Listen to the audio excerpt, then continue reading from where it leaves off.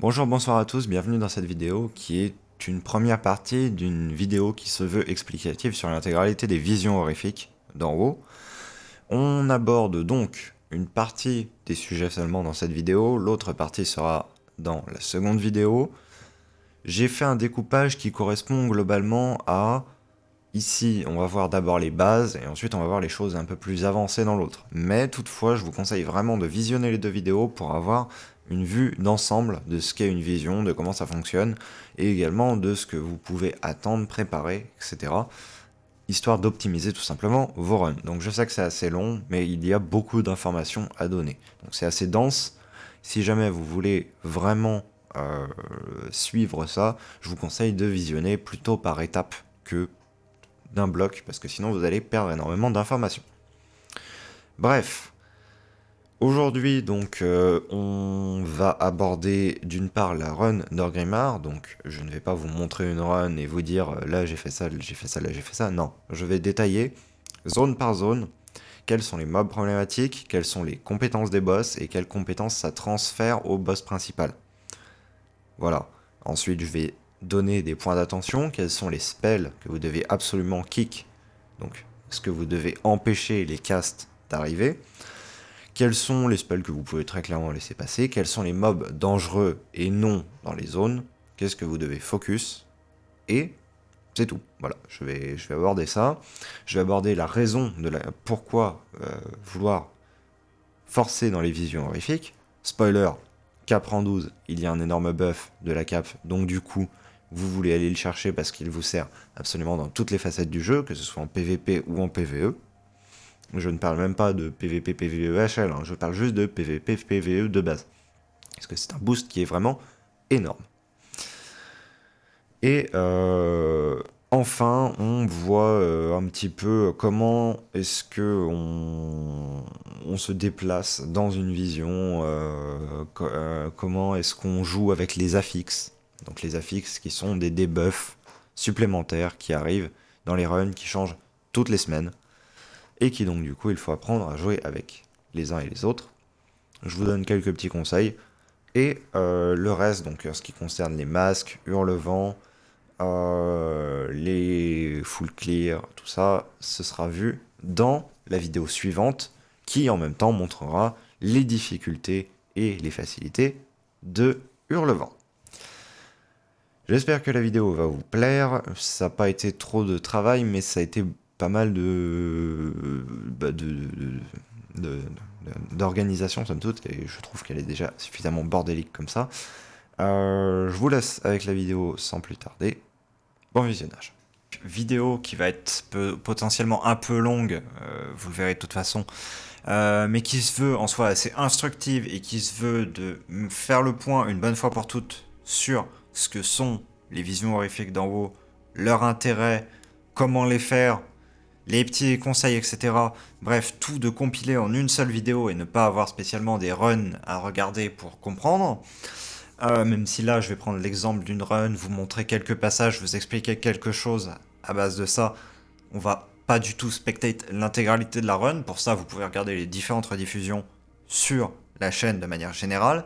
Mais là, mon but, ça va être d'une part de faire comprendre à des personnes qui ne jouent pas à WoW habituellement pourquoi, enfin, à quoi ça ressemble, qu'est-ce que c'est, tout simplement, parce que ça reste quand même une activité que je pratique beaucoup en ce moment. Et pour les personnes qui sont sur WoW, mon but n'est pas de m'adresser à des gens confirmés, je veux dire par là des gens qui font déjà des visions avec plusieurs masques. Pour ça, il y a d'autres personnes qui feront des guides beaucoup plus détaillés que les miens et beaucoup plus pertinents, parce que moi, je ne suis pas encore arrivé à ce niveau-là. Moi, ce que je vais traiter, c'est la partie de quand vous êtes de tout début de vos visions, que vous commencez les visions, donc par exemple des joueurs qui reprendraient les visions qui reprendrait BFA et qui se dirait bah mince, là j'ai envie quand même de faire mes visions, je vois pas trop comment ça marche. Je m'adresse à ce genre de personnes jusque aux personnes qui commencent les masques. Ce que je veux dire par là, c'est que actuellement je fais des visions de masques, full clear de masques, mais je n'ai pas encore testé au-delà. Je pense que je peux au-delà parce qu'il me reste une orbe entière à l'issue de ça, je n'utilise pas de kebab, nous reviendrons là-dessus plus tard, et les runs se passent relativement bien, mais je n'ai pas encore pu tester par faute de manque de réceptacle. Bref, la raison pour laquelle on fait ces visions, quand on n'est pas justement du côté compétitif, donc c'est-à-dire si vous voulez absolument votre socket de gemmes, etc., que vous voulez acheter avec des Corrupted Mementos, si vous n'êtes pas dans cette optique-là, mais vous êtes juste dans l'optique de j'ai envie de voir comment ça fonctionne, j'ai envie de comprendre le jeu, j'ai envie de faire un petit peu cette instance, qui est une instance d'un format assez particulier dans le sens qu'elle se scale de 1 à 5 joueurs. C'est-à-dire, vous pouvez le faire avec des amis, vous pouvez le faire tout seul. Voilà, moi, l'intégralité de mes runs se font en solo. Euh, alors, le problème de les faire à plusieurs, c'est qu'il faut que toutes les personnes aient le réceptacle de vision horrifique. C'est une chose qu'il faut être conscient, c'est-à-dire que si jamais vous voulez vous rassembler avec des amis et que vous vous dites « Ok, on va run nos visions horrifiques ensemble », faites-le du début à la fin. Parce que sinon, il y a des personnes qui vont prendre de l'avance sur d'autres. Il y a des personnes qui vont avoir fait un ou deux handicaps supplémentaires et qui donc du coup vont se retrouver en décalé et à devoir aller dans certaines zones que d'autres personnes ne vont pas avoir. Donc, soit dans un sens, dans l'autre, vous grillez une run, vous perdez une étape. Et c'est dommage parce que les réceptacles ne sont tout de même pas simples à obtenir. Ils sont faciles, mais vous en avez un nombre limité. Et il faut avoir conscience de ce détail. Le prix d'une entrée, c'est 1000 visions coalescentes. Les visions coalescentes, vous en droppez pendant les assauts. Vous les avez à la raison de 325 x 6, si vous faites vos dailies, donc les quêtes journalières que vous avez d'indiquer en bleu sur votre map quand vous regardez les deux endroits d'assaut. Donc 325 x 6 par jour, plus 1500 ou 3000 suivant la quête et suivant sa localisation dans la vision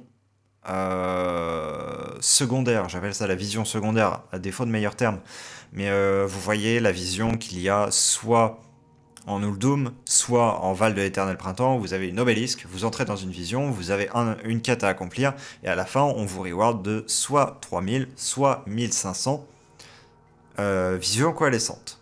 Et le dernier moyen le plus important pour avoir ces visions coalescentes, les fameuses qui vont vous permettre d'entrer, ou alors directement un réceptacle de vision qui vous coûte 10 000, c'est de faire les assauts, en tant que tel, les assauts principaux, un sur Uldum, un sur Val de l'Éternel Printemps par semaine, plus le week-end, un au Val ou un en Uldum, une semaine sur deux. Donc, si vous faites la somme, ah oui, j'oubliais, donc dans les caches de fin de ces assauts, vous avez soit 6500, soit 12 000, soit directement un réceptacle. Donc, si on caricature, vous avez vos deux caches, vous faites la moyenne entre les deux, ça fait du coup environ 20 000. Vous avez votre troisième cache du week-end, vous arrivez à peu près à 30 000. Vous faites vos dailies, vous faites vos visions secondaires. Vous pouvez encore, si vous tirez vraiment, vous faire 20 000. Donc au maximum, vous avez 5 réceptacles. Vous en avez le plus souvent en réalité 4 et un cinquième une semaine sur deux. Pourquoi est-ce que c'est si important, vous allez me dire? Parce que le fait est que si vous en avez 4 dans une semaine, une mission qui vous demandera de ramener 8 pages, donc les pages, c'est des choses qu'il faut drop dans les coffres de fin des visions, donc il faut clear des visions, enfin il faut clear des zones spécifiques dans les visions pour les avoir, vous avez au maximum 2 pages en fin de run, si vous faites un full clear. Enfin, vous avez 2 pages d'un type. Le fait est que, si vous réfléchissez, vous avez des missions, celles de fin, qui sont à 8 pages. 8 pages, donc du coup ça veut dire 4 runs. Ça veut dire une semaine entière que vous devez consacrer à un niveau de la cape. Alors bien sûr, dans le début, ça ira plus vite. Pas de panique. Mais c'est pour ça qu'il est important de ne pas en rater. Parce que si jamais vous en ratez une, ou vous en ratez une deuxième, bah, au lieu d'avoir votre amélioration de cap à telle semaine, vous l'aurez une semaine plus tard. Et suivant l'objectif que vous vous fixez, par exemple si vous vous dites je veux pousser les visions jusqu'à arriver à faire un full clear. Bah, si vous loupez par exemple votre passage du rang 5 au rang 6 de la cape, ou du rang 7 au rang 8, par exemple, ce sont typiquement des rangs où vous allez devoir découvrir une nouvelle mécanique, découvrir un nouveau type de zone. Ben, si jamais vous les foirez, ça va vous mettre une semaine en décalage par rapport à ce que vous étiez fixé comme objectif. Et donc, du coup, des runs possibles en moins sur des niveaux de difficulté plus élevés, où là, vous pouvez vous permettre d'échouer. L'idée globale, c'est de rush votre amélioration de cap jusqu'au niveau 12. Vous allez me dire pourquoi je vous dis jusqu'au niveau 12 et après vous pouvez faire n'importe quoi. Faites ce qui vous fait plaisir après avec vos visions. Mais pourquoi le niveau 12 spécifiquement? Si vous regardez donc les améliorations de votre cap, parce que c'est vraiment ce qui est important en réalité. Je vais vous sortir idéalement une illustration sur la chose. Si j'y arrive.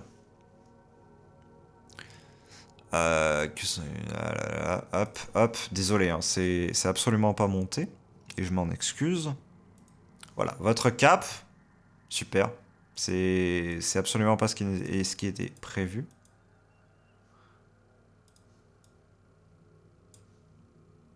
Alors, ça... Voilà. Si vous regardez votre cap ici, vous avez... Au début, elle a juste des stats comme ça. C'est tout. Elle démarre niveau 470, vous allez l'améliorer, vous allez augmenter son e-level au fur et à mesure, certes, mais elle démarre niveau 470 avec aucun passif. Et pourquoi est-ce que c'est si important de l'upgrade jusqu'au rang 12 et pas spécialement avant? C'est qu'en fait, là vous allez vous dire, ouais, bah, si je regarde corruption, résistance, voilà, c'est... Bon, pourquoi pas, mais le truc c'est que, voilà, ici, in addition, at rank 6 and rank 12, and rank 12, and rank 12, the cloak receive a special bonus effect. Et le truc, c'est que celui du rang 12 est extrêmement fort. Le rang 6, vous avez 3 minutes de CD dessus, ça vous permet de vous cleanse des effets de corruption de vos items. C'est bien, mais fondamentalement, c'est pas si fort. Par contre, au niveau 12, vous avez ceci, renforcement draconique. Sur votre stat principal, vous allez avoir un proc d'environ 3500 qui a lieu plus d'une fois par minute pendant 15 secondes. C'est-à-dire que pendant 15 secondes, vous allez avoir un buff, par exemple si vous êtes mage, d'intelligence de 3500. Et le truc, c'est que c'est pas spécifique aux visions. C'est ça qu'il faut bien comprendre. C'est-à-dire que vous êtes en raid, l'effet de votre cap proc. Vous êtes en donjon, l'effet de votre cap proc. Vous êtes en PVP en nature, l'effet de votre cap proc. Et c'est pour ça que rush le rang 12, c'est aussi important. Parce que vous allez tout le temps en donjon, en raid, et également tout simplement en PVE. Vous allez être beaucoup plus en difficulté que d'autres joueurs si vous n'avez pas votre rang 12 de cap. Et le rang 12, honnêtement, il est assez facile à obtenir. Pour un joueur qui n'a pas de grosse mécanique de jeu ou qui n'a pas spécialement l'habitude de ce genre d'instance, c'est largement, en fait, envisageable, sans difficulté aucune. Le truc, c'est juste, il faut connaître des runs. Et c'est pour ça que, tout simplement, je vais vous faire cette vidéo. Bon, je sens qu'il va falloir que je mette des timecodes là-dessus. Hein. Voilà, bon, vous avez des petites apparences, bien évidemment, de votre cap, etc. Voilà, vous voyez, c'est sympathique. Voilà, ce qui nous intéresse, c'est ça. C'est cette table-là. Alors, je vais vous dire où est-ce qu'on drop les différentes améliorations, sachant que Les choses seront similaires pour Hurlevent et pour Orgrimmar en réalité. Le truc, c'est juste que je vais parler en termes de zone intermédiaire, zone avancée et zone de base. Voilà. La zone de base, c'est la zone où vous avez le boss. Voilà, c'est celle c'est celle dans laquelle vous popez quand vous lancez la vision. Les zones intermédiaires sont les zones qui sont juste à côté, enfin qui sont totalement adjacentes et qui sont du coup marquées par les symboles de corruption, pas très gros, mais un petit peu présents quand même. Et les autres zones, les zones corrompues, les zones oubliées, qui sont les deux dernières zones, les zones qui ont le drain de santé mentale le plus important. Alors, en fait, ce qu'il faut savoir, c'est que durant 1 au rang 5, toutes vos améliorations, vous allez les choper dans la zone principale. Donc, du rang 1 au rang 5, vous ne vous souciez même pas de quoi que ce soit, et c'est votre but vraiment, c'est de foncer pour aller finir la zone. Sachant qu'à partir du moment où vous débloquez les globes de santé mentale, donc c'est-à-dire juste après la quête d'introduction, il y a une petite chose que vous pouvez vous permettre de faire. Mais pour la malédiction de la pierre, les pages déchirées de la malédiction de la pierre, tout ça c'est uniquement dans la zone principale. Vous n'allez pas dans les zones avancées. De toute façon, on vous dira améliorez votre cap et revenez ensuite si jamais vous allez vers une zone comme ça. Ensuite, la peur et la peau et les pages déchirées de la peur et la peau se drop dans les zones intermédiaires. Elles se drop dans le sens qu'il faut terminer la zone et ensuite aller terminer le boss de la zone principale pour les avoir dans les coffres de fin. C'est-à-dire que par exemple, si vous regardez dans la run que j'ai ici, quand je termine ma run, voilà, je clear des choses, tout ça, voilà. Je m'occupe des clears, blablabla. Alors je cherche le moment. Voilà. Je l'avais. Une fois que vous avez clear, voilà, que vous avez terminé, après avoir clear vos différentes zones, le boss de la zone principale, voilà, vous avez récupéré la récompense. C'est-à-dire que quand vous êtes dans les visions, vous ne ramassez rien. Vous n'avez rien à drop, vous n'avez rien à ramasser. Et voilà, et vous avez donc vos coffres à la fin, qui sont les coffres qui contiennent les récompenses des différentes zones que vous avez clear ou non durant votre vision.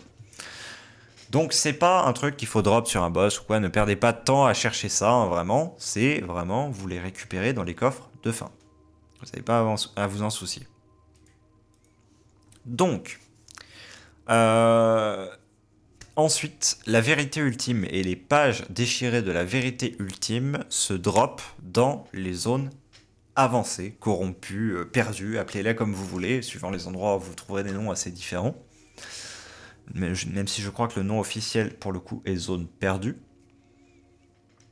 Et donc du coup, il faut pas vous dire je peux aller dans telle zone que voilà à partir de tel niveau de cap, mais faites-le quand même.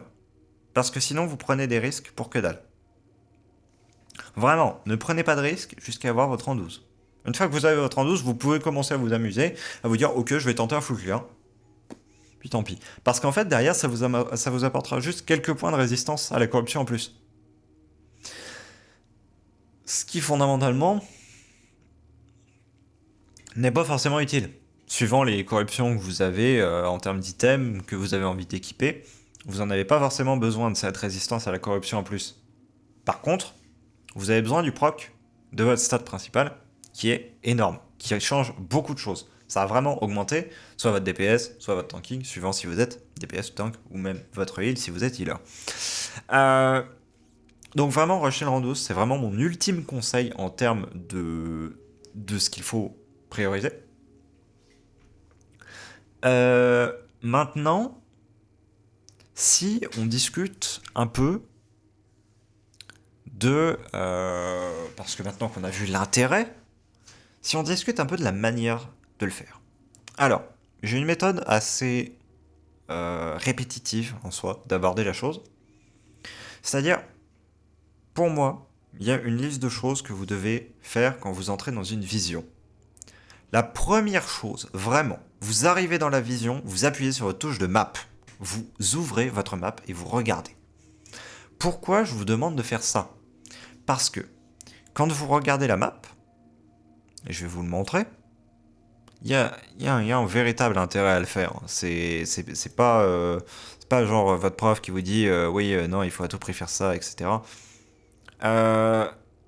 C'est vraiment, en fait, vous allez passer votre curseur sur les petits yeux que vous avez dans les différentes zones, et ça va vous montrer ce qui s'appelle les affixes.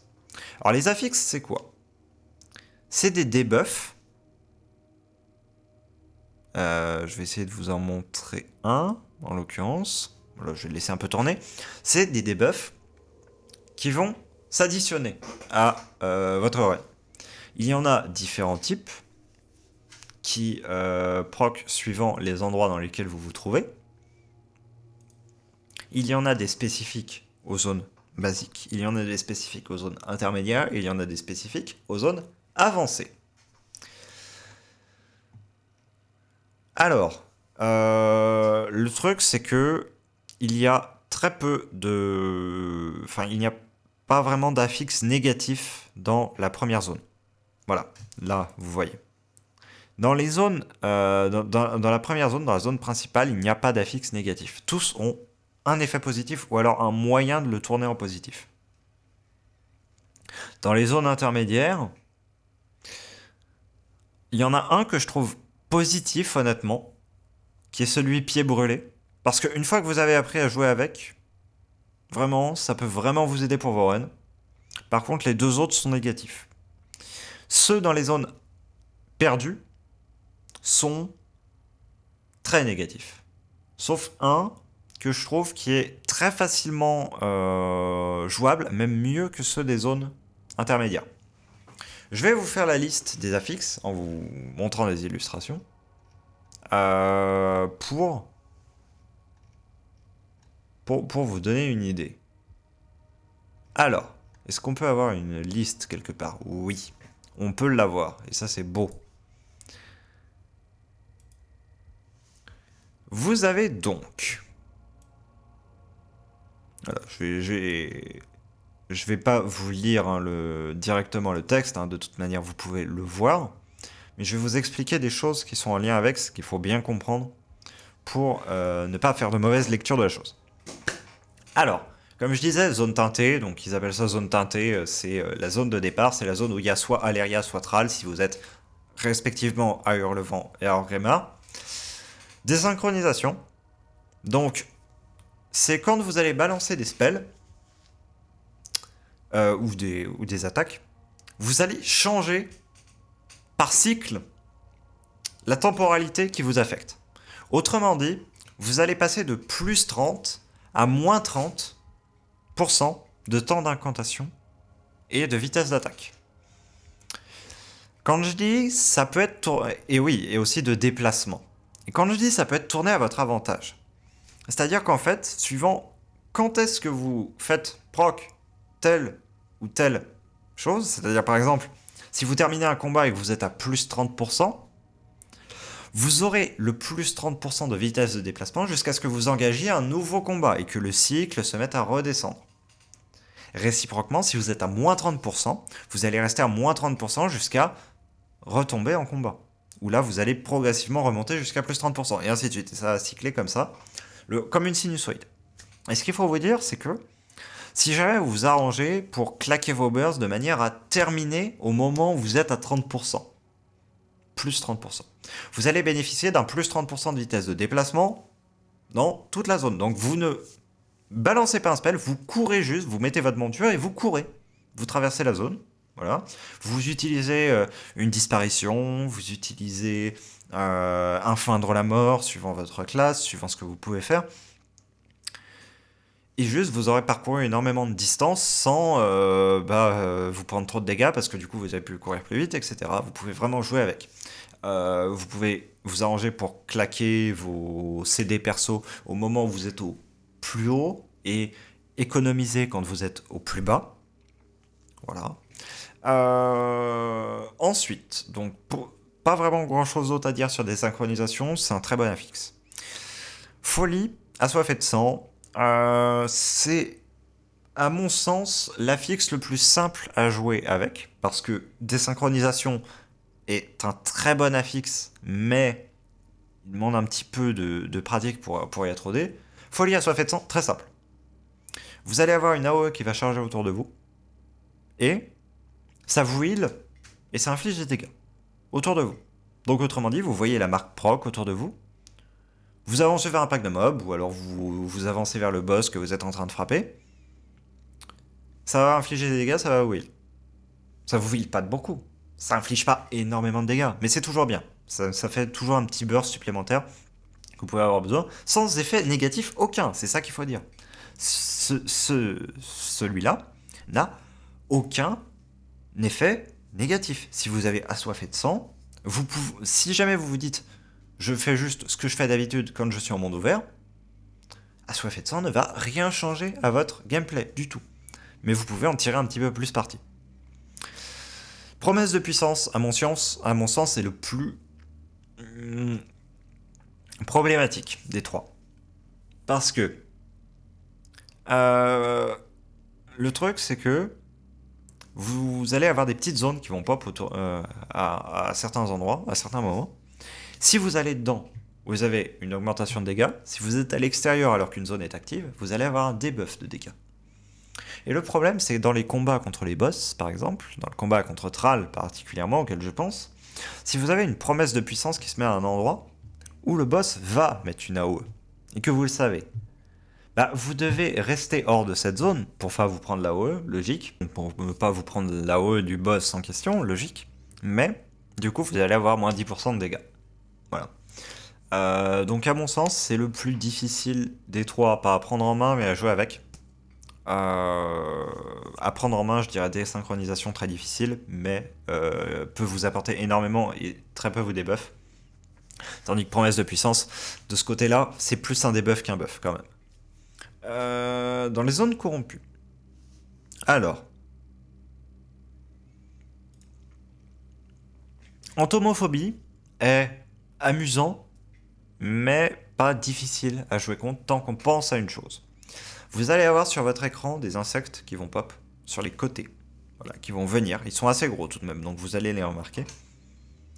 Vous en avez 5 qui vont monter au fur et à mesure. Voilà. Donc, quand 5 sont sur vous, vous êtes désorienté.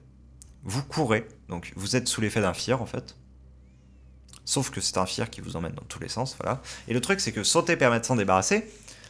Ce que j'aime pas dans la phrase qu'ils ont écrite, c'est que, en gros, c'est comme si vous ne vous contrôlez plus, vous courez dans tous les sens, donc on saute à ce moment-là. Non. En fait, le truc, c'est qu'il y a un insecte qui va pop, 2 insectes qui va pop. Si vous sautez au moment où il y a 2 insectes qui pop, les 2 insectes sont... Voilà. Donc en gros, dès que vous voyez des insectes, et que vous n'êtes pas en train d'incanter un spell, vous sautez. Donc vous allez garder votre doigt sur la barre espace quand il y a entomophobie d'active dans une zone. Je répète, ces 3-là qui vont suivre, entomophobie, illusion ténébreuse et pieds brûlés, sont dans les zones corrompues. Donc les zones intermédiaires. Et entomophobie, rien d'autre à dire. Honnêtement, c'est assez... C'est des 3, en fait, c'est le plus facile à jouer contre. Illusion ténébreuse, à mon avis, c'est le plus difficile peut-être des 3 parce que vous allez avoir un double qui va pop de vous et qui va vous suivre. Vous avez quand même une indication du fait qu'il vous suive, il ne vous suit pas très vite. Mais le truc, c'est que si vous rentrez en contact avec, vous allez vous prendre un stun de 4 secondes. Les dégâts sont vraiment négligeables, donc je m'oriente majoritairement vers le stun. Et un stun de 4 secondes, ça peut vous ruiner une run. Donc vraiment, quand vous jouez, il n'y aura pas d'alerte. Quand vous jouez dans une illusion ténébreuse, faites vraiment attention, regardez tout le temps autour de vous. Est-ce que vous avez quelque chose qui vous suit? Est-ce que vous avez ce petit fil? Parce que vous allez avoir un petit fil de couleur violette qui vous relie à votre double en fait. Est-ce que vous avez un fil qui a pop, etc. Vous regardez. S'il n'y en a pas, bah voilà, vous continuez. S'il y en a un, vous faites attention. Vous n'incantez pas un sort qui va vous bloquer pendant 4 secondes à un endroit et que du coup l'illusion va vous rattraper. Chose logique, mais je préfère le repréciser. Euh, Et ensuite, pied brûlé. Alors pied brûlé, c'est ma préférée dans les zones corrompues. Tout simplement parce qu'en fait, vous bondissez parfois au-dessus d'obstacles enflammés imaginaires pendant vos déplacements. Ils sont pas imaginaires. C'est juste, au moment où ils pop, ils vont rester là pendant environ 5 secondes. Ce que je veux dire. Votre écran va devenir au fur et à mesure un peu rouge. Vous allez avoir des flammes qui vont apparaître autour de votre personnage. Et à ce moment-là, quand vous allez avancer dans une direction, donc dans la direction où vous avancez, pas dans la direction où vous regardez, mais bien dans la direction où vous avancez, votre personnage va faire un saut au-dessus d'une flaque de feu qui va se former. À partir du moment où elle est là, si vous rentrez dans cette flaque de feu, vous prenez des dégâts. Des dégâts qui ne sont pas négligeables comparés aux illusions ténébreuses. Donc faites attention à ça quand même. Mais c'est un jump qui va vous faire aller pendant l'espace de ce jump à une vitesse un peu supérieure à celle d'une monture. Alors, est-ce que vous comprenez pourquoi c'est aussi important? Très souvent, vous allez avoir des AOE à dodge. Vous allez avoir à courir très vite à un endroit pour effectuer un objectif et autres. Pied brûlé va vous permettre de gagner énormément de temps sur vos runs. Parce que vous allez viser directement, enfin vous allez courir vers la direction de votre prochain objectif dans la zone. Et vous allez faire votre saut. Et ça va vous faire gagner énormément de temps. Vous n'allez pas avoir à vous arrêter, mettre la monture, avancer sur 20 mètres, enlever la monture parce que vous êtes en train d'activer un truc, remettre la monture, etc. Non. C'est, vous faites un objectif, vous faites un jump, un deuxième objectif, vous refaites un jump jusqu'au troisième objectif. Je pense notamment à un endroit spécifique dans Orgrimmar où vous avez des portes en fait à ouvrir. Vous ouvrez une porte, vous avez un affixe qui proc, vous sautez, vous avez un affixe qui proc, etc. Voilà. Aussi, ce qu'il faut savoir, c'est que maintenant, comme il n'y a plus de limite maximum de nombre de réceptacles que vous avez et également de de vision coalescente que vous pouvez stocker, vous pouvez vous organiser pour faire vos runs dans les semaines où les affixes vous plaisent. Et ça, c'est très important parce que vous allez voir pourquoi. Quand vous arrivez dans les zones perdues, les zones perdues sont immondes. Enfin, il y a un affixe qui est vraiment immonde. Folie dédoublement de personnalité, ça va encore. Vous avez des doubles de vous qui arrivent en cercle. Vous ne pouvez pas passer par tout ce cercle, sauf à un endroit où il y a une position qui est vide. Donc vous pouvez sortir par là. Il faut juste faire attention à ne pas se prendre ces images. Votre écran va devenir violet de toute manière au fur et à mesure que ça va pop. Et au moment où ça pop, voilà, vous le voyez bien, vous voyez le double tout autour de vous. Vous sortez de la zone, ou alors vous y restez suivant comment vous êtes. Ça va. Ça dure de mémoire 6 secondes. Les doubles restent là pendant 6 secondes. Si vous en touchez un, vous êtes désorienté pendant 4 secondes. Ombre terrifiante est très facile à jouer quand vous êtes en solo. Quand vous êtes plusieurs, je peux comprendre que ça devienne difficile à gérer. Mais quand vous êtes tout seul, ça met 5 secondes à proc. C'est-à-dire que vous allez voir votre double arriver à un endroit, et la zone, l'AOE qui est petite en plus, met 5 secondes à se charger. Donc vous avez 5 secondes pour vous en aller de l'endroit. Donc si vous faites vos runs en solo, vraiment ce que je vous conseille, préparez vos full clear pour les semaines où ce sera ombre terrifiante qui sera dans les zones perdues. Parce que quand il y a un affixe dans une zone perdue, c'est le même affixe dans les deux zones perdues. C'est pas, il va y avoir un affixe différent. Non, c'est les deux zones intermédiaires ont le même affixe, les deux zones perdues ont le même affixe entre elles à chaque fois. Par contre, évitez comme la peste, si vous êtes en solo, jambe de plomb. Jambe de plomb. Pour vous expliquer, chaque fois que vous faites un pas dans une direction, vous gagnez un stack. Un stack vous débuffe de 10% votre move speed pendant une seconde. Si vous restez une seconde en fait sans bouger, vous allez perdre le stack. Par contre, si vous continuez à avancer, vous allez avoir un autre stack. Et du coup, ensuite, vous allez avoir 2 secondes du coup. Une seconde à moins 20% de vitesse de déplacement, une seconde à moins 10% de vitesse de déplacement, et ensuite vous revenez à la normale. Si vous faites 10 pas dans une direction, vous avez un slow de 100% qui va décroître du coup de seconde en seconde, certes, mais qui va du coup mettre 10 secondes à décroître. Et ce, proc tout le temps. Dès que vous êtes en combat, ça proc. Il n'y a pas de ça va proc au bout d'un certain temps, ou je balance tant de spells tout en kitant un mob et ça va proc. Non. C'est dès que vous êtes en combat, si vous avancez, vous gagnez un stack. Si vous arrêtez de bouger, vous perdez des stacks. Beaucoup de créatures qui se trouvent dans les zones perdues nécessitent des mécaniques de kite. Donc, c'est-à-dire, vous allez lancer un spell, reculer, lancer un spell, reculer, lancer un spell, reculer. Ce pour éviter les AOE qui vont pop en fait devant la créature en question. Est-ce que vous commencez à voir pourquoi Jambe de plomb quand on est en solo est une infamie sans nom? Vous êtes obligé de kite quand vous êtes en solo, sauf si vous avez par exemple un pet, que ce soit en démoniste ou en hunter, ou même en DK, où vous avez votre pet qui va tanker l'AOE à votre place par exemple, parce qu'il va s'occuper d'avoir l'aggro. Si vous êtes n'importe quelle autre classe, vous avez besoin de kite. Ça fait partie intégrante de votre gameplay.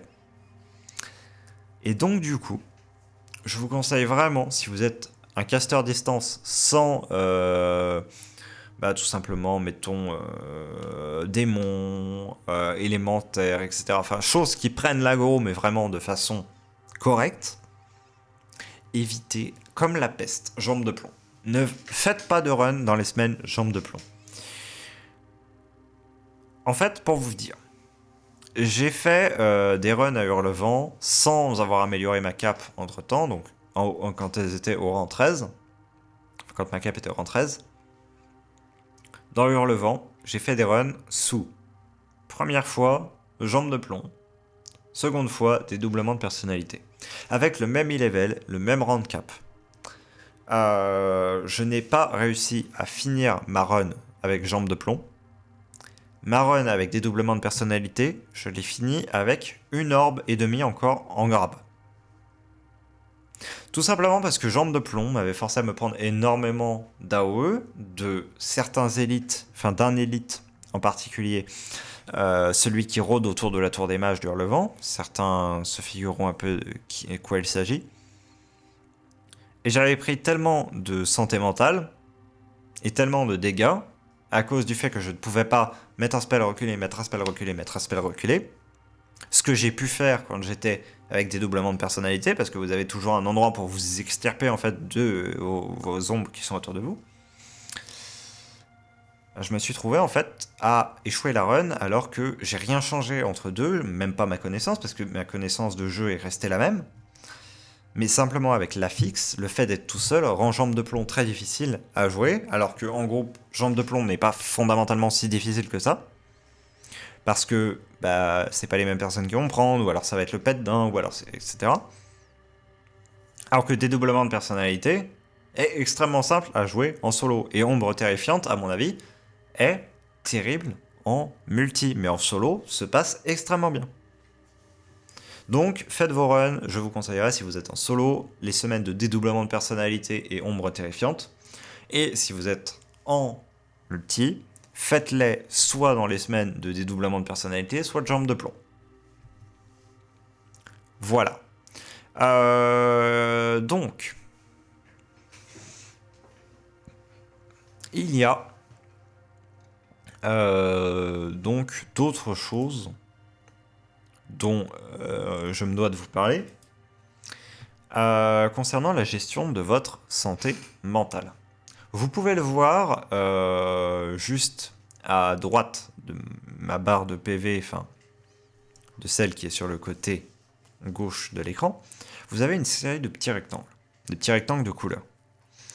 Ces couleurs, si vous avez déjà un petit peu exploré les visions, correspondent à des couleurs de potions. Parce qu'il y a des potions à l'intérieur des visions, une qui est toujours à côté d'un cadavre, que ce soit Hurlevent ou Orgrimmar, et d'autres qui sont réparties un peu partout dans la vision. Ce Wikora, donc Wikora, pour ceux qui ne se figurent pas, c'est un add-on que vous pouvez installer qui sert de base en fait à plein de petites interfaces que vous pouvez vous-même vous programmer. Je mettrai un lien vers ce Wikora là dans la description. Ça s'installe très facilement, hein. Je ne savais même pas comment le faire, j'ai appris sur le tas. Ce Wikora en fait vous permet de, d'une part, traquer votre santé mentale. Seconde part, savoir combien de santé mentale vous perdez sur des coups, donc pour vous améliorer d'une part, également pour savoir un petit peu l'impact d'une chose qui va venir un peu plus tard dans ce que je vais vous parler. Et globalement, le temps restant, si vous ne vous prenez pas de dégâts de santé mentale autres que ceux que vous avez de retirer par le temps. Parce que vous avez un drain de santé mentale par seconde qui est de plus en plus important suivant les zones dans lesquelles vous êtes. Voilà, c'est la base qu'il faut savoir. Vous avez le Chase is available, parce que en fait, quand vous avez débloqué un certain talent dans la chambre du cœur, vous avez droit à un respawn quand vous mourrez, ou quand vous avez 0 de santé mentale, qui vous ramène à 50% de votre santé mentale, 100% de votre vie. Voilà. Les rectangles de couleur servent en fait à traquer les potions, parce que comme vous avez pu le voir un petit peu là, même si je l'ai masqué, il y a 5 potions au total différentes dans une vision horrifique. C'est toujours les mêmes. Voilà, il y en a 5. Il y en a une qui est négative, 3 qui sont des buffs, et une qui rend de la santé mentale. La négative enlève de la santé mentale. La négative, c'est celle qui est à côté du cadavre. Donc, ce que vous faites, les cadavres sont dans les zones d'entrée de Hurlevent et d'Orgrimmar.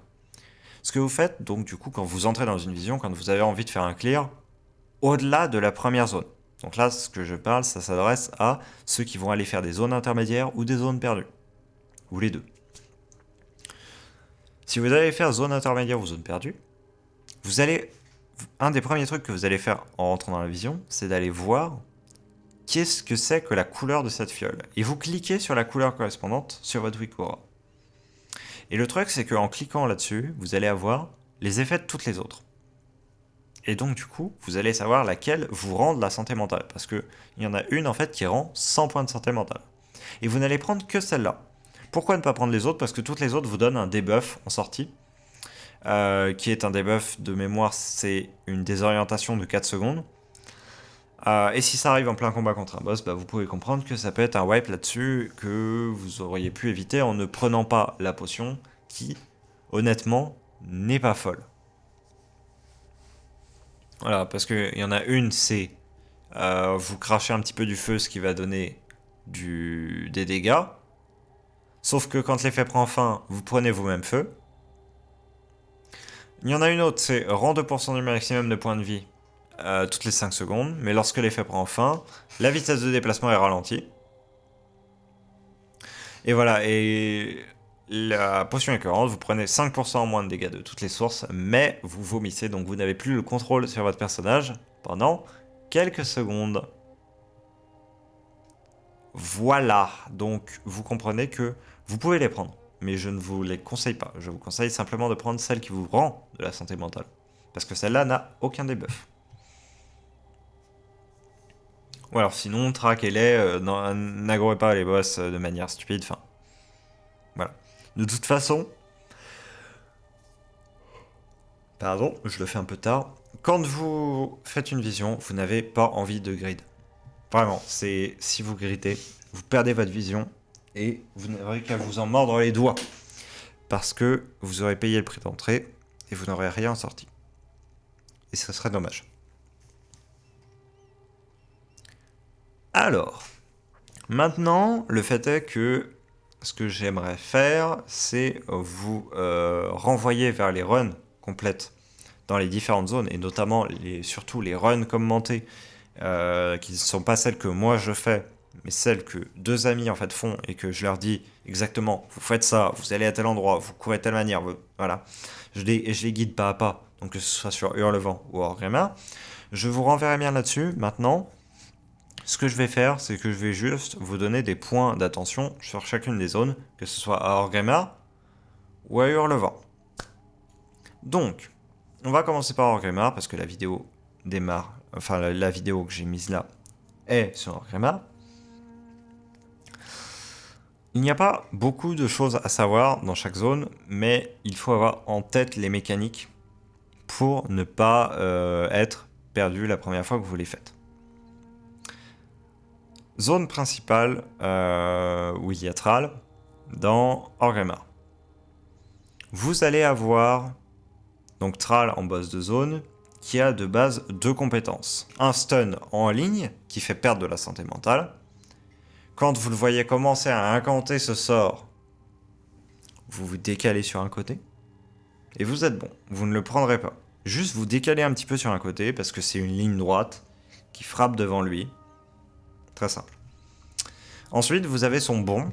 Donc il va bondir d'abord à l'intérieur, puis à l'extérieur de la salle. Et au cycle suivant, d'abord à l'extérieur, puis à l'intérieur de la salle. Le cycle suivant, intérieur, puis extérieur. Vous comprenez la mécanique, c'est une fois sur deux, sachant qu'il commence par l'intérieur. Voilà. C'est une zone qui vous fait perdre de la santé mentale, qui vous inflige des dégâts, donc ne restez pas dedans. Vous regardez où est-ce qu'il va. C'est une grosse zone noire. C'est assez facile à voir.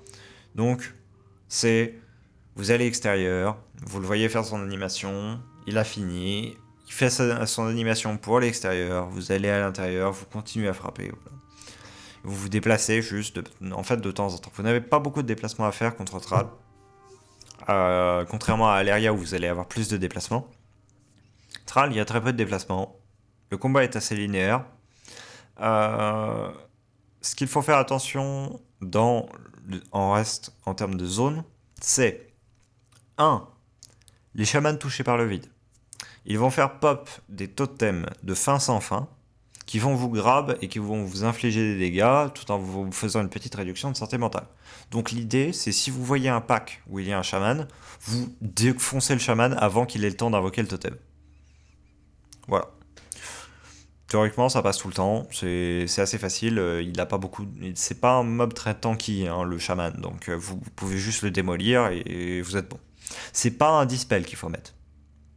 C'est pas un dispel qui va vous sauver, même si vous silencez absolument toutes les canalisations qu'il a. Le totem peut quand même pop.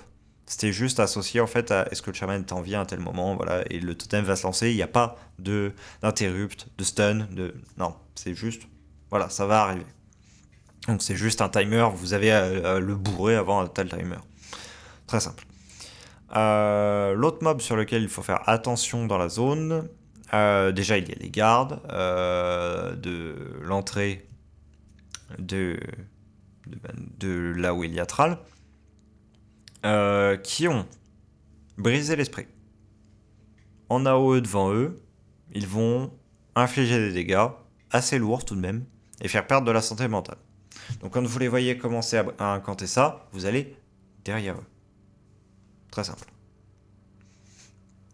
Ils vont avoir une compétence qui a cri dedans, je ne sais plus si c'est cri affaiblissant, cri psychique, hurlement, mais en gros ça va vous mettre une horreur de 4 secondes sur vous. Vous n'avez pas envie de vous la prendre parce que sinon ça veut dire que vous pouvez vous prendre un briser l'esprit juste derrière. Donc,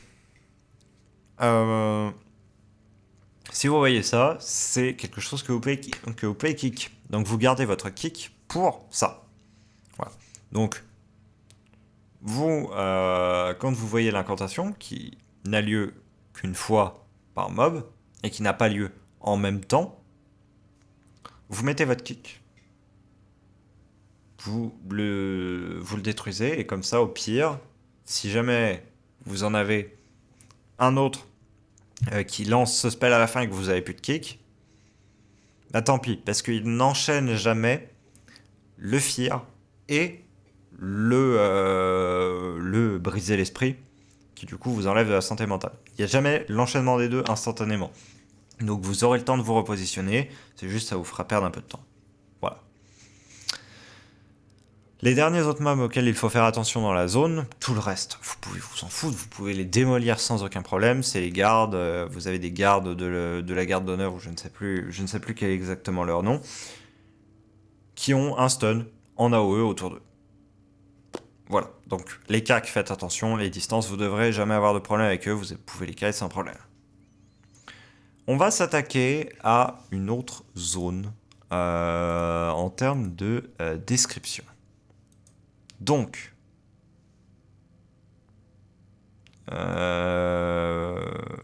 vous avez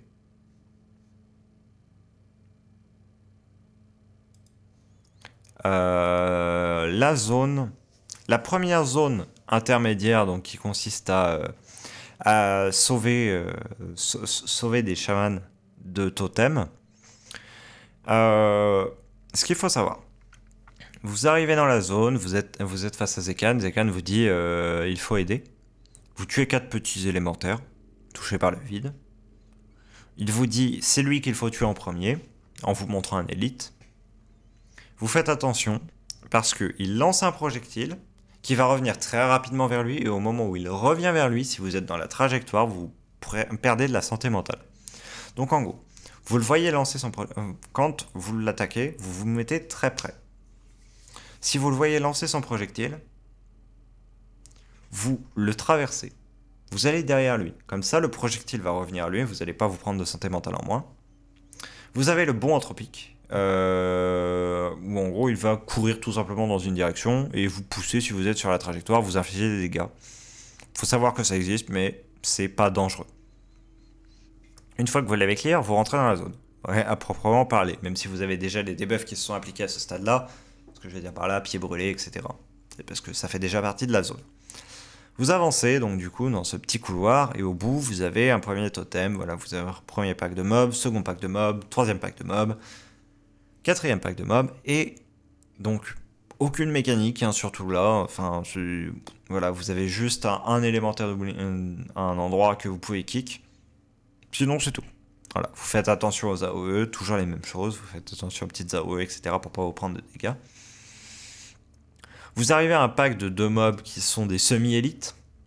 Il y en a un, c'est un élémentaire, et l'autre, c'est juste un des mobs assez génériques que vous allez affronter tout au long de l'instance, qui va faire des petites AOE. Voilà, donc vous pouvez kick l'élémentaire, l'autre vous ne pouvez pas le kick. Vous clearez ces 2 mobs-là, et là vous arrivez face au boss de la zone. Une fois que bien évidemment vous avez activé l'intégralité des totems avant, pour qu'il soit libéré. C'est l'élémentaire de l'oubli. Et donc cet élémentaire de l'oubli, j'ai une chose à vous dire vraiment pour le run facilement. Il faut rester mobile. De toute façon, toutes les visions peuvent se résumer comme ça. Il faut rester mobile en permanence. Et donc du coup, faire attention à ça.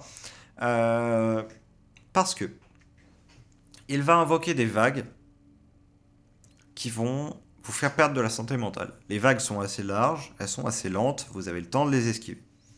Je pense que je peux vous montrer un petit peu de quoi il en retourne. Si jamais j'arrive à retrouver à peu près le timecode.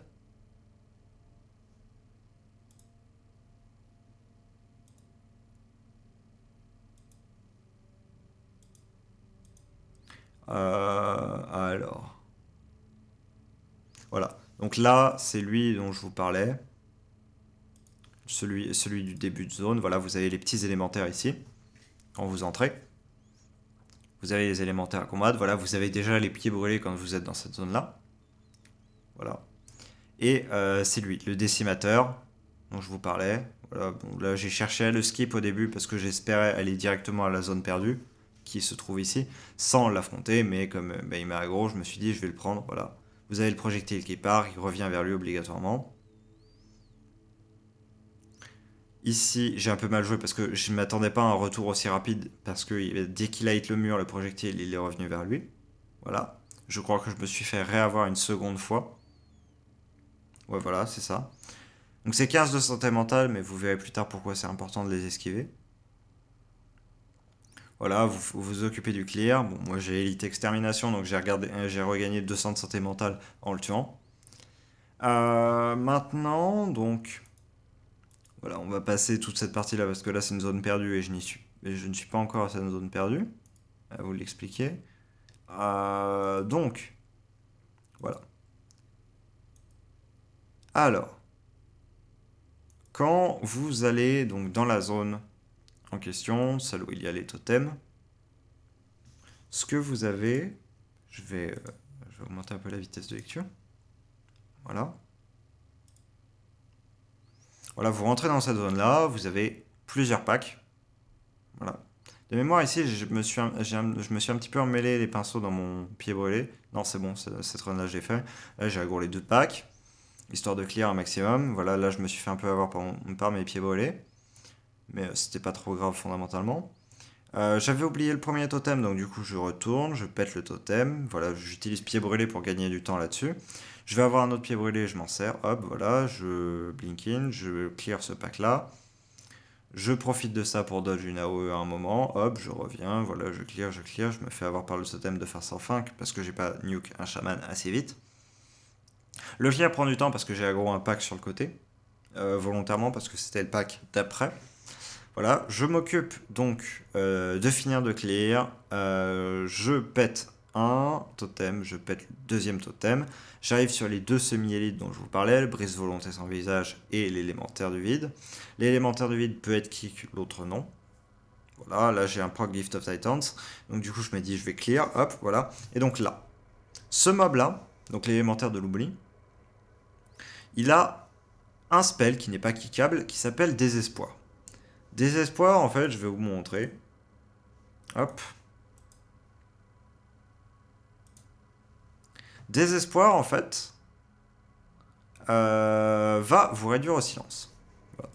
C'est un silence de 9 secondes. Et en fait, le truc, c'est si vous rentrez dans votre orbe jaune, que là j'ai loupé à cause de mon pied brûlé, vous perdez ce silence. Et donc, en gros, le but, c'est vous regarder instantanément où est votre orbe jaune pour foncer dedans et perdre le silence. Les vagues que vous voyez là, c'est ce qui vous fait perdre la santé mentale que je vous racontais. Voilà. Donc le but, c'est de dodge les vagues, sachant que les vagues, vous ne pouvez pas prédire leur comportement. Donc là, j'ai paniqué un peu au niveau de la morphologie des vagues, et j'ai préféré bloc de glace pour éviter de perdre de la santé mentale. Voilà. Donc en gros, vous faites attention à la position des vagues et tout. C'est un mob qui se clear assez vite quand vous prenez pas les silences. Voilà, vous regardez instantanément où est votre silence. Là, mon pied brûlé m'a pas exactement amené dans la chose, du coup j'ai dû courir dedans. J'ai un peu de troll au moment de mon repositionnement. Je crois que j'ai dodge la vague, voilà, et j'ai terminé l'élémentaire en question. Et la zone se termine là-dessus. Voilà. Après, en termes de zone intermédiaire, l'autre zone intermédiaire que vous avez se nomme l'AERS. Donc, l'AERS, elle est assez simple à deux détails près, qu'on va bien évidemment détailler. Logique. Alors. Tac, tac, tac, tac, tac. Voilà, donc là je m'occupais un petit peu de clear et tout. Donc vous ouvrez ça. Là vous pouvez en fait clear depuis ici, sans rentrer. Là je ne sais pas pourquoi je suis rentré, je voulais avoir le debuff de pied brûlé je crois. Pour en profiter, voilà, pour avoir un stack directement. Là vous avez ce mob là, cette élite là, qui a un beam, vous allez le voir ici. Vous n'allez pas le voir parce que je l'ai nuke avant, le beam. Il a un beam qui vous repousse. Et il a des AOE qui vous font perdre énormément de santé mentale. Donc au début, quand vous allez avoir du mal à clear, vous allez vraiment avoir peur de cette élite. Vous faites attention, vous faites gaffe à rester dans la zone qui vous devez en fait garder la sortie de la zone derrière vous. Idéalement même sortir de la zone en l'ayant pull. Mais surtout pas avancer de manière à ce qu'il vous repousse vers les autres packs de mobs, parce que sinon là vous allez prendre vraiment beaucoup. Ensuite vous allez parler à elle du coup. Voilà, vous lui dites, voilà, vous ouvrez les différentes portes. Bon, voilà, moi j'étais coffre en plus, à récupérer. Vous avez à clear les packs qui sont là. Rien de bien difficile. En fait, si vous avez passé l'élite au début, vous avez fait les 3 quarts de la zone. Vraiment.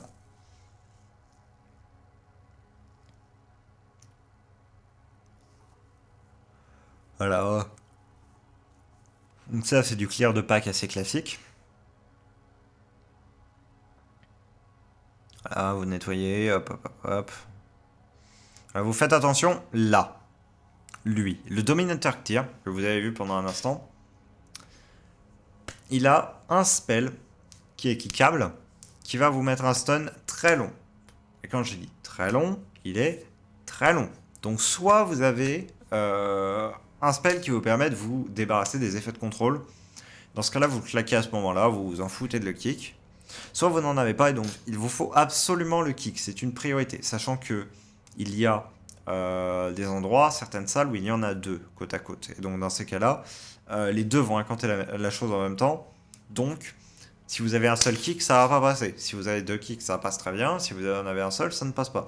Et à ce titre, donc soit il faut que vous en nukez un avant qu'il ait le temps de balancer son spell, parce que ce n'est jamais le premier spell qu'il va balancer. Soit il faut que vous ayez un moyen de vous débarrasser des contrôles. Voilà. Faites-le suivant votre classe, faites-le suivant votre aisance, et faites-le suivant ce que vous pouvez vous permettre de faire. Donc, vous continuez à clear la zone, voilà. Ensuite, il y a lui qui pop, qui sort en fait de la porte que vous avez ouverte là. Vous terminez d'ouvrir les portes, voilà. Donc là, je vous montre, voilà, j'utilise pied brûlé en fait pour gagner un petit peu de distance. Hop, voilà, pied brûlé.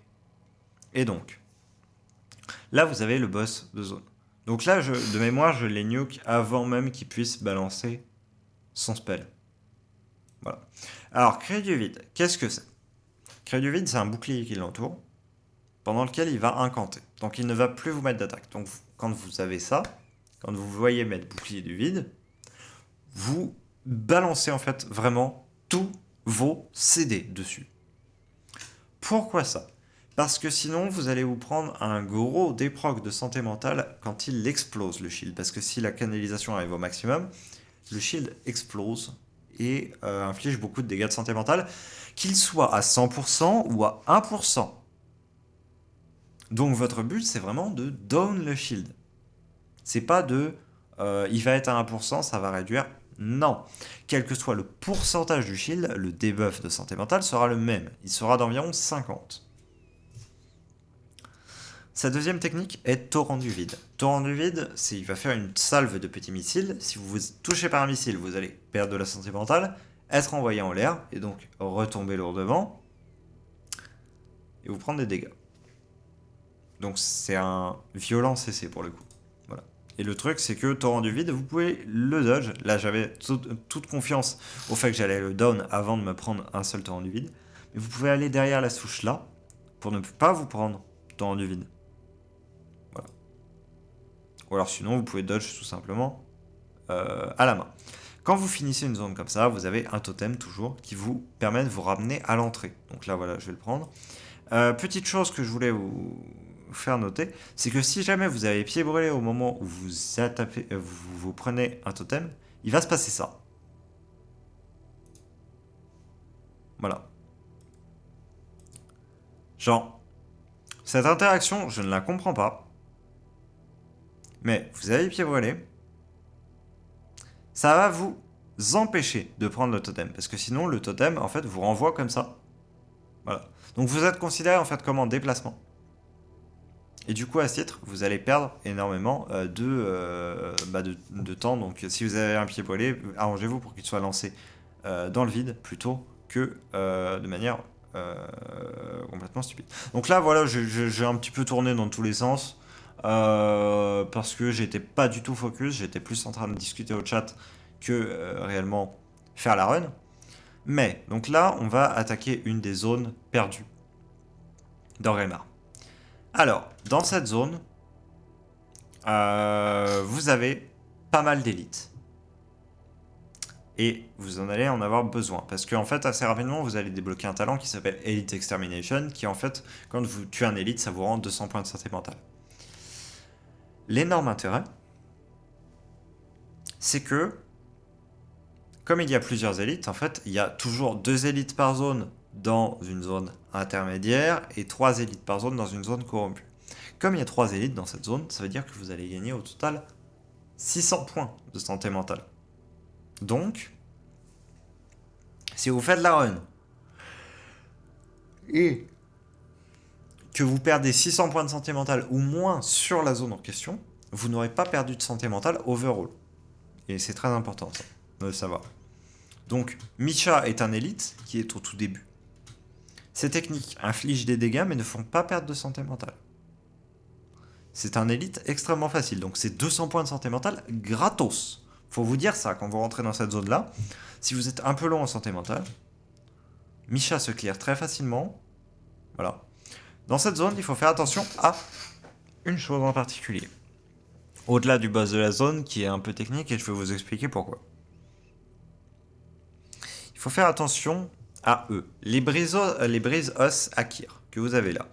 Parce qu'ils ont un spell, un kickable, coup de tête, qui est d'ailleurs en train d'être envoyé, qui vous repousse. Voilà. Le coup de tête vous repousse. Et le problème, c'est pas d'être repoussé. Le problème, c'est pas que ça vous fait des castes ou quoi que ce soit. C'est juste que si vous avez bien vu, sur les côtés, il y a plein de ces espèces de petits rideaux noirs qui forment les sorties de zone. Sauf que si vous êtes dégagé dans une de ces sorties de zone, vous perdez instantanément 500 points de santé mentale, et vous allez reperdre 500 points de santé mentale à la seconde d'après, et ainsi de suite. Donc du coup, si vous êtes kick en dehors de la zone, pour vous, c'est la fin de la run. Donc, faites très attention dans la direction dans laquelle vous allez être repoussé par le coup de tête, pour éviter que ce soit un wipe sur la run. Voilà, très simple. Donc voilà, le coup de tête qui repousse, etc. Donc je les kite à l'extrême maintenant parce que je n'ai vraiment pas envie de me prendre le coup de tête. Les Tisvenar et Kir, donc ils font beaucoup de dégâts, faut pas les négliger. Vous pouvez kick les venins concentrés qui sont les pires. Les éclairs de venin, c'est sa compétence de base, voilà. Mais ils ne sont pas très difficiles overall à clear. Là, il y a des embusqués, attention. Il y a aussi des embusqués à côté du coffre là-bas, qui est un spawn de coffre visiblement à chaque fois, enfin spécifique. Donc, vous avez un autre Tisvenar Akir. Voilà, plus un petit pack.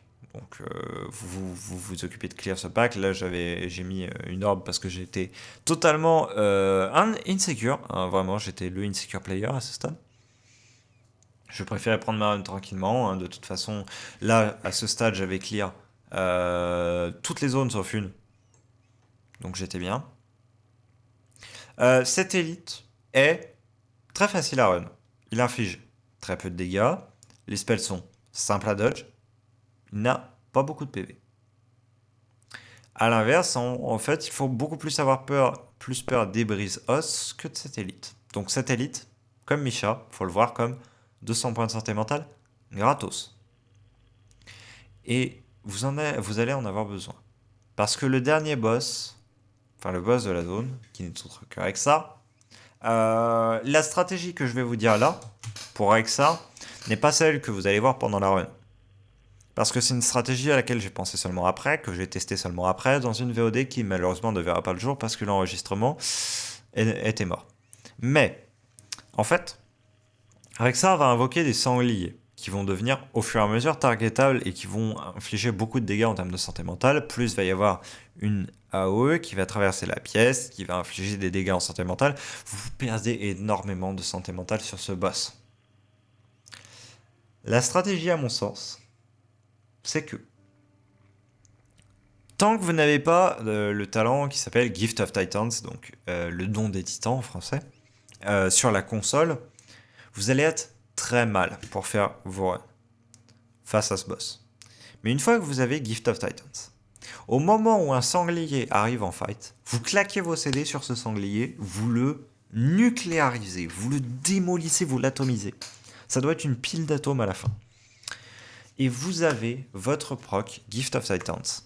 Votre proc Gift of Titans, donc pour rappel, c'est 60% de hâte, 60% de movement speed, et surtout, moins 100% de dégâts de santé mentale. Donc, ça veut dire que pendant les 20 secondes qui vont suivre, vous allez pouvoir vous en foutre. Et juste focus Rexar, le démolir, en étant sous stéroïde du coup de hâte.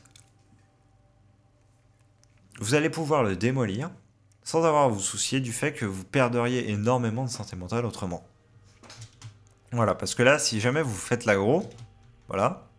Bon, là, je l'ai un peu nuke, mais voilà. Vous avez deux sangliers qui arrivent, lardeur et souffleur. Voilà.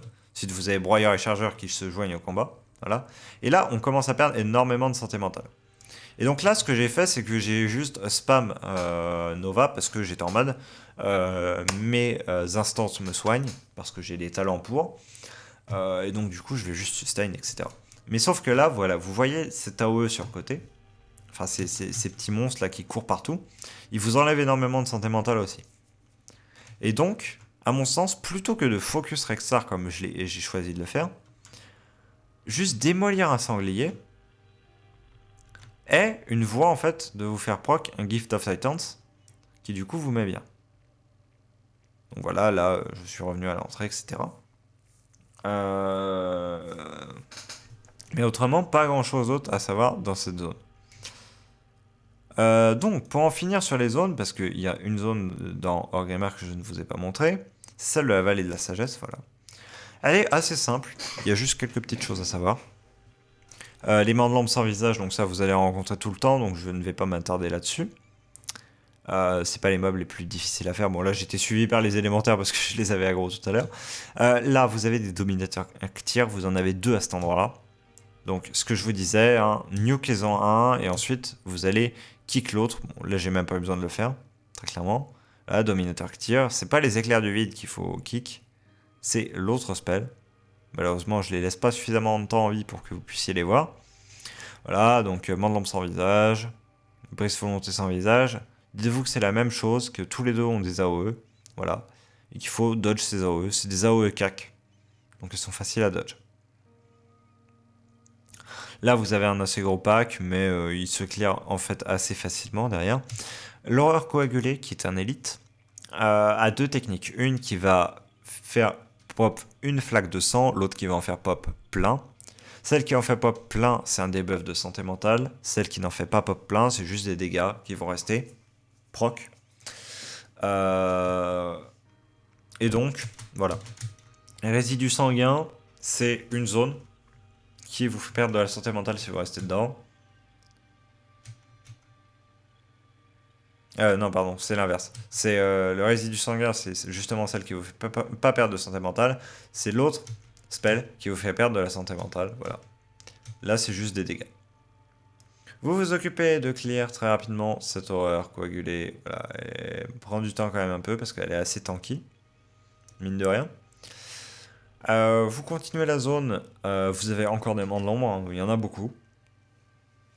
Mais ça va parce que c'est le boss que vous allez rencontrer en fait déjà dans des zones intermédiaires, donc vous allez apprendre à les connaître. Du coup, vous n'avez pas spécialement peur d'eux. Les tentacules qui sont extrêmement chiantes, donc faut faire attention au bump. Les appendices fouisseurs là. Voilà, donc vous avez un brise volonté ici, plus un tentacule à clear. Voilà, les tentacules qui ont au bump. Ce mob là a deux spells. Un qui va vous pull comme ça là, dans une zone, et obligatoirement vous enlevez de la santé mentale. Vous n'avez rien à faire, vous pouvez pas le dodge. Si vous allez vous le prendre au bout d'un certain temps. Par contre, ce que vous pouvez dodge, c'est le truc après, parce qu'il va bondir à l'endroit du truc. Vous avez ensuite un cri.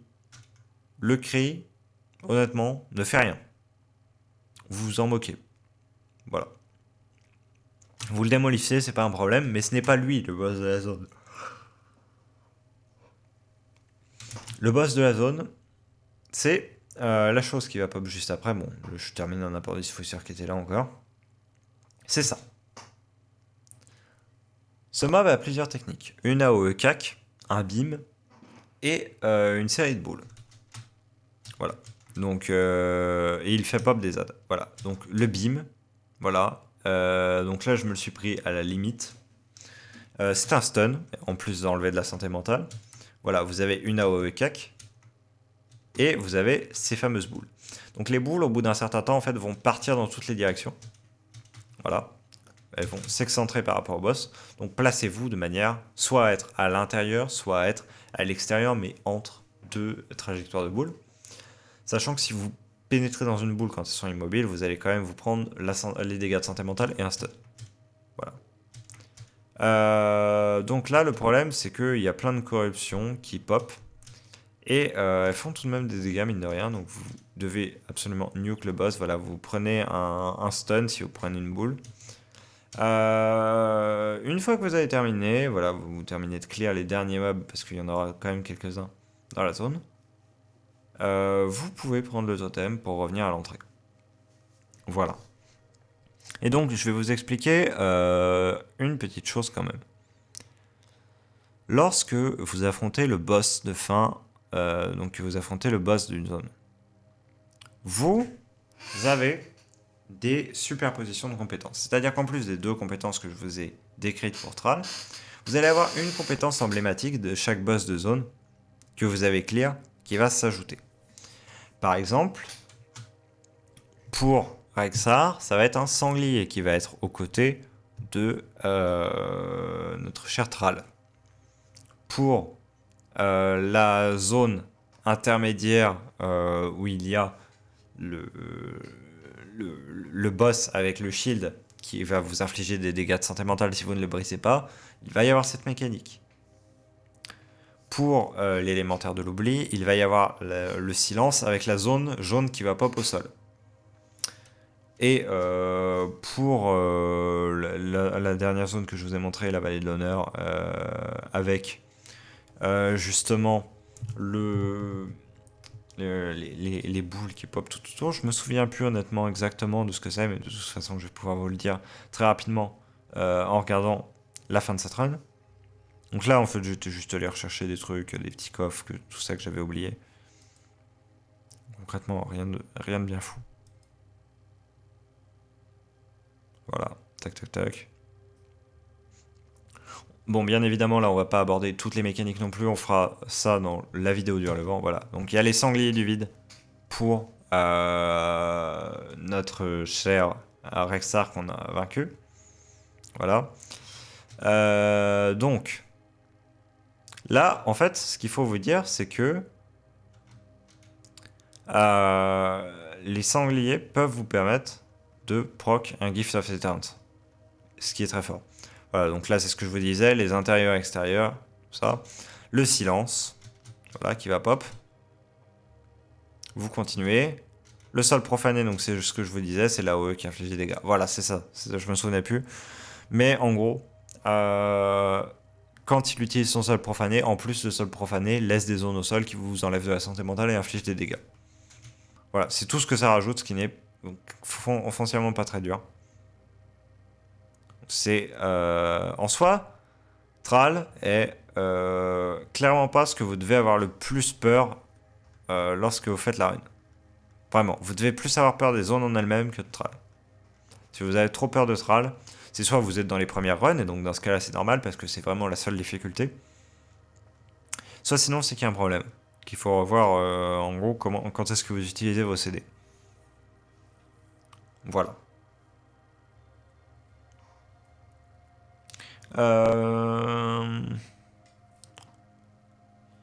Ce que je pense que je vais faire, parce que maintenant que j'ai clear pour... Enfin, que j'ai fait pour Orgrimmar, il me reste Hurlevent. Toutefois, pour ne pas que la VOD soit trop longue, je vais quand même faire 2 VOD. Et donc du coup, j'aborderai le sujet en même temps des masques, des kebabs, des recherches titanesques, qu'est-ce qu'il faut privilégier, des récompenses également. Toutes ces choses dont je n'ai pas encore parlé, ainsi que la run du relevant et quelques conseils finaux, je le ferai dans une autre vidéo. Voilà. Quoi qu'il en soit, j'espère que ce genre de contenu qui est un peu plus... je vais pas dire chill, mais qui est un peu plus explicatif, vous plaît. Si c'est le cas, vous savez ce qu'il vous reste à faire. Hein, vous avez les abonnements, tout ça. Voilà. Vous pouvez aussi me poser des questions. J'y répondrai avec plaisir, bien évidemment. Dans la limite, pas des stocks disponibles, mais de ma disponibilité. Je vous dis à très bientôt pour une prochaine vidéo ou un prochain live, suivant le moment où vous voyez cela. Salut, et à une prochaine.